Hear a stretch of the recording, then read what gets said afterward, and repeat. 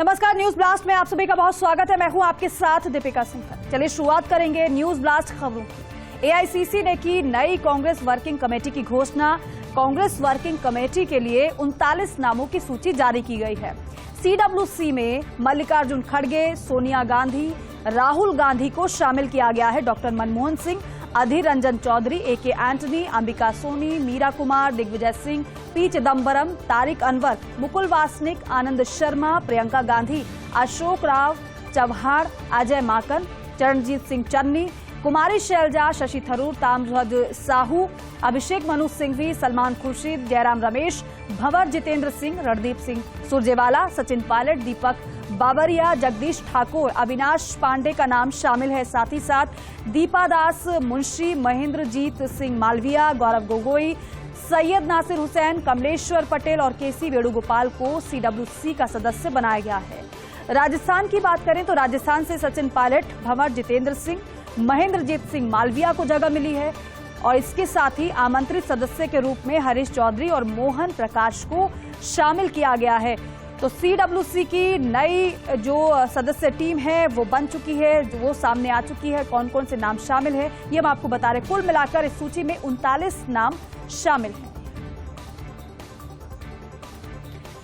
तो देखिए, एआईसीसी ने की है नई कांग्रेस वर्किंग कमेटी की घोषणा। कांग्रेस वर्किंग कमेटी के लिए 39 नामों की सूची जारी की गई है। कांग्रेस में सीडब्ल्यूसी का है काफी महत्वपूर्ण ओहदा।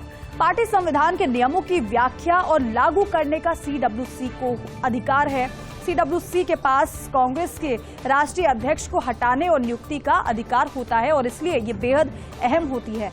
कांग्रेस अध्यक्ष के चुनाव के बाद ही सीडब्ल्यूसी को रीऑर्गेनाइज किया जाता है। पिछले साल अक्टूबर में पार्टी के नवनिर्वाचित अध्यक्ष खड़गे ने भंग की थी सीडब्ल्यूसी। मल्लिकार्जुन खड़गे ने 23 सदस्यीय सीडब्ल्यूसी को भंग कर दिया था। उसकी जगह एक 47 सदस्यीय संचालन समिति का गठन किया था और आज 39 सदस्य, 32 स्थायी आमंत्रित सदस्य, 9 विशेष आमंत्रित सदस्यों के साथ नई वर्किंग कमेटी का गठन हुआ है। कांग्रेस स्क्रीनिंग कमेटी के चेयरमैन गौरव गोगोई आएंगे जयपुर। स्क्रीनिंग कमेटी सदस्य 28 से 31 अगस्त तक रहेंगे राजस्थान दौरे पर। प्रदेश के महत्वपूर्ण नेताओं और कार्यकर्ताओं से मुलाकात कर फीडबैक वो प्राप्त करेंगे। इसके बाद प्रदेश कांग्रेस की स्क्रीनिंग कमेटी की बैठक होगी। मुख्यमंत्री अशोक गहलोत, प्रदेश कांग्रेस प्रभारी Sukhjinder Singh Randhawa, PCC chief Govind Singh Dotasra, Sachin Pilot, doctor CP Joshi शामिल होंगे इस बैठक में। गौरव गोगोई जयपुर आएंगे। आपको बताएं कि कांग्रेस स्क्रीनिंग कमेटी का चेयरमैन गौरव गोगोई को बनाया गया है। जयपुर आने का उनका कार्यक्रम बन रहा है। स्क्रीनिंग कमेटी सदस्य जो है 28 से 31 अगस्त तक राजस्थान के दौरे पर रहेंगे। प्रदेश के महत्वपूर्ण नेताओं व कार्यकर्ताओं से मुलाकात कर फीडबैक वो लेंगे। इसके बाद प्रदेश कांग्रेस की स्क्रीनिंग कमेटी की बैठक होगी।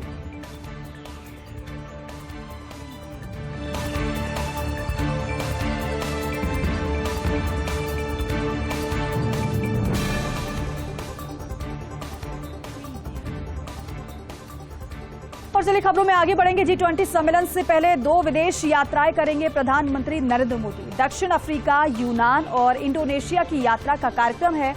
इस दौरान 2 क्षेत्रीय सम्मेलनों में भाग लेंगे प्रधानमंत्री नरेंद्र मोदी।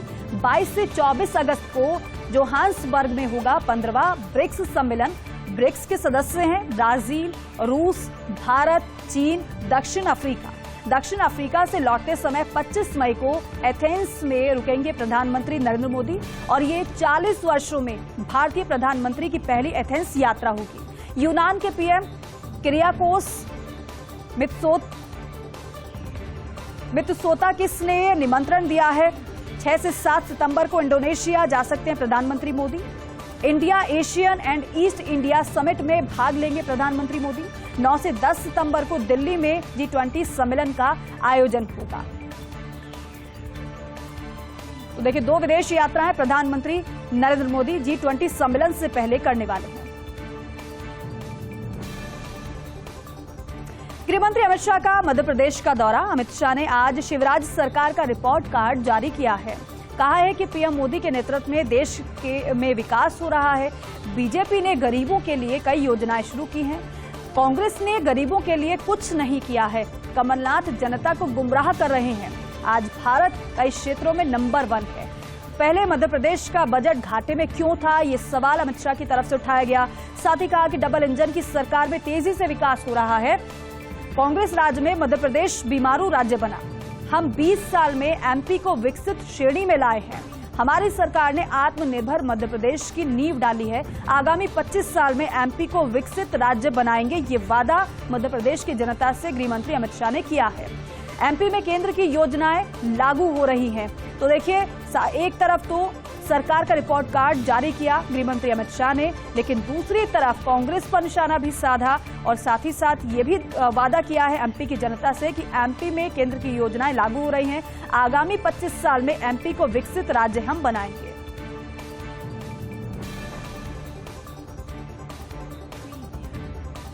उपराष्ट्रपति जगदीप धनखड़ का चित्तौड़गढ़ दौरा। 22 अगस्त को चित्तौड़गढ़ दौरे पर रहेंगे उपराष्ट्रपति जगदीप धनखड़। 22 अगस्त को सुबह 10:40 पर उदयपुर के डबोक एयरपोर्ट से वो रवाना होंगे। सुबह 11 बजे चित्तौड़गढ़ के सैनिक स्कूल हेलीपैड पहुंचेंगे उपराष्ट्रपति। 11:10 पर सैनिक स्कूल में आयोजित कार्यक्रम में वो शिरकत करेंगे और साथ ही साथ इस दौरान उनकी पत्नी डॉक्टर सुदेश धनखड़ भी मौजूद रहेंगी। दोपहर 1:25 पर सैनिक स्कूल से उदयपुर के लिए उपराष्ट्रपति रवाना हो जाएंगे। ये पूरा कार्यक्रम उपराष्ट्रपति जगदीप धनखड़ का रहने वाला है। दरअसल उनका चित्तौड़गढ़ का दौरा रहेगा। 22 अगस्त को चित्तौड़गढ़ दौरे पर रहेंगे उपराष्ट्रपति जगदीप धनखड़। 22 अगस्त को सुबह 10:40 पर डबोक एयरपोर्ट से वो रवाना होंगे। सुबह 11 बजे चित्तौड़गढ़ के सैनिक स्कूल हेलीपैड पहुंचेंगे उपराष्ट्रपति और 11:10 पर सैनिक स्कूल में आयोजित कार्यक्रम में पहुंचेंगे उपराष्ट्रपति। इस दौरान उनकी पत्नी भी मौजूद रहेंगी। आज हिमाचल प्रदेश में बाढ़ प्रभावित क्षेत्रों के दौरे पर रहे जेपी नड्डा। शिमला में बाढ़ प्रभावित इलाकों का दौरा जेपी नड्डा ने किया। वहां के लोगों से बातचीत की, वहां के लोगों से मुलाकात की उन्होंने और कहा कि हिमाचल को हर संभव मदद दी जाएगी। हिमाचल की त्रासदी को देखकर मन दुखी है। पीएम मोदी, गृह मंत्री हिमाचल को लेकर बेहद चिंतित हैं। केंद्र ने हिमाचल की आपदा को बहुत गंभीरता से लिया है। लोगों को सभी सुविधाएं दी जा रही हैं। प्रशासन की तरफ से मदद की जा रही है। केंद्र सरकार हर आर्थिक मदद के लिए तैयार है। हिमाचल के सीएम सुखविंदर सिंह सुक्खू ने भी जेपी नड्डा से मुलाकात की। हिमाचल प्रदेश के लिए राहत पैकेज की मांग सीएम सुक्खू ने की है। आपदा से निपटने के लिए 2000 करोड़ के पैकेज की मांग की गई है मुख्यमंत्री की तरफ से। हिमाचल प्रदेश की बाढ़ को राष्ट्रीय आपदा घोषित करने की मांग भी सीएम ने की है। तो देखिए, हिमाचल प्रदेश के जो हालात हैं वो काफी ज्यादा बिगड़ गए हैं। 100 से ज्यादा लोगों की जान जा चुकी है और करोड़ों का नुकसान हो चुका है। ऐसे में हिमाचल के सीएम की तरफ से केंद्र से मदद की मांग की गई। हालांकि कई राज्य सामने आए हैं हिमाचल की मदद के लिए। रूस के मिशन मून को बड़ा झटका लगा है। फेल हुआ है रूस का मिशन मून। चंद्रमा पर लैंडिंग के वक्त क्रैश हुआ लूना 25। क्रैश के बाद लूना 25 की कोई जानकारी हालांकि नहीं मिल पाई। चंद्रमा के साउथ पोल पर उतरना था लूना 25 को। रूस ने 11 अगस्त को लॉन्च किया था लूना 25 को। अब पूरी दुनिया की जो नजर है, जो निगाह है, वो टिकी हुई है भारत के चंद्रयान 3 पर। इतिहास रचने को तैयार है भारत का चंद्रयान 3। 23 अगस्त को चांद पर लैंड करेगा चंद्रयान 3।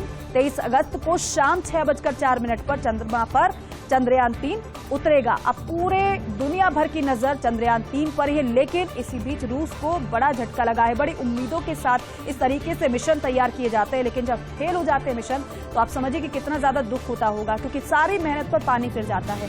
रूस के मिशन मून को बड़ा झटका ये लगा है कि जो चंद्रमा पर लैंडिंग के वक्त लूना 25 को हालांकि भेजा गया था वो क्रैश हो गया है। क्रैश के बाद लूना 25 की कोई जानकारी नहीं मिल पा रही है। चंद्रमा के साउथ पोल पर लूना 25 को उतरना था, लेकिन क्रैश हो गया वो वहां पर।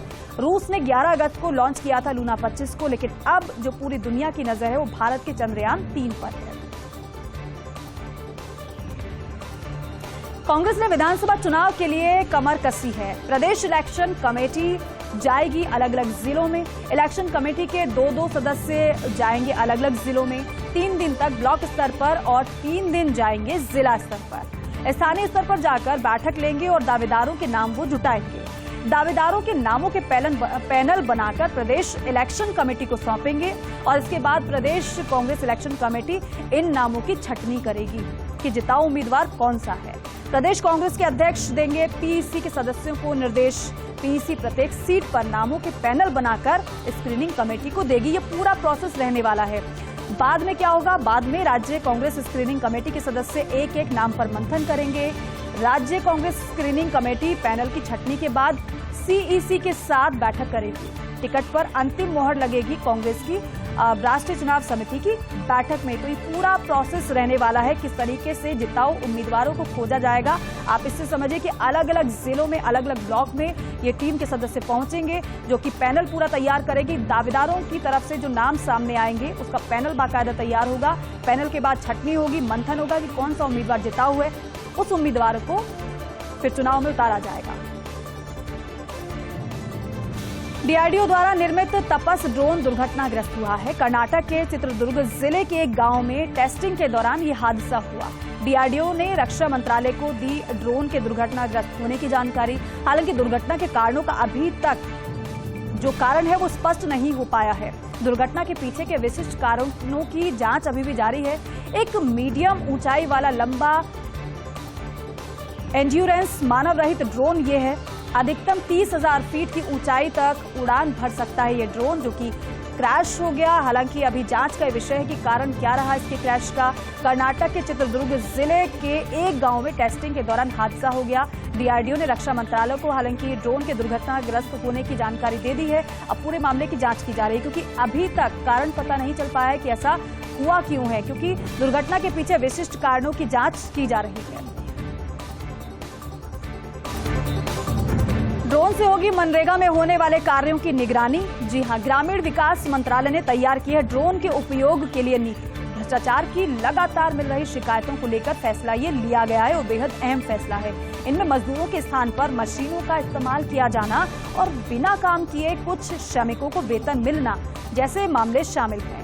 ड्रोन के लिए केंद्र सरकार नहीं देगी, राज्य सरकारों को अतिरिक्त फंड, राज्य सरकारों को अपने स्तर पर ही ड्रोन लेने होंगे इस तरीके की जांच के लिए। क्योंकि आपने देखा होगा मनरेगा में जिस तरीके से धांधली सामने आ रही है। अभी हाल ही में एक परिवार के जब नामों का सदस्यों के नाम सामने आए तो उसमें जानवरों तक के नाम शामिल थे, और उसके बाद ही सभी कान खड़े हो गए कि इस तरीके से कैसे भ्रष्टाचार हो रहा है, घोटाला हो रहा है। अब इसी से बचने के लिए पूरे मामले की जांच की जाएगी। बार फिर सलाखों के पीछे होंगे गुरमीत राम रहीम। सिरसा के डेरा सच्चा सौदा के प्रमुख राम रहीम की 30 दिन की पैरोल खत्म हो गई है। आज पूरा हुआ राम रहीम की 30 दिन की पैरोल का समय। राम रहीम को 20 जुलाई को मिली थी 1 महीने की पैरोल। दुष्कर्म हत्या के मामले में उम्र कैद की सजा काट रहे हैं राम रहीम।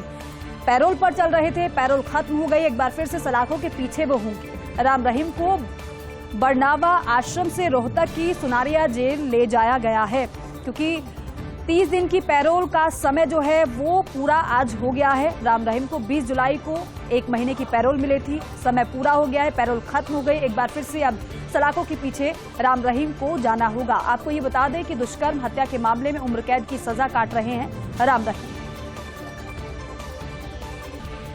रामगढ़ विषधारी अभयारण्य में T-119 का मंगल प्रवेश। जल्द ही बाघ RVT-1 के साथ मिलन संभव है। 7 अगस्त को रणथंभौर से किया था रामगढ़ विषधारी शिफ्ट। इसको 3 दिन पहले एनक्लोजर से जंगल में किया रिलीज। विषधारी में बाघ RVT-1 और बाघिन RVT-2 और 3 शावक पहले से मौजूद हैं। फिलहाल RVT-2 अपने 3 शावकों के साथ बना चुकी है टेरिटरी। अब RVT-2 जल्द T-119 के साथ बना सकता है जोड़ा। DCF संजीव शर्मा और उनकी टीम नियमित इसके लिए मॉनिटरिंग भी कर रही है।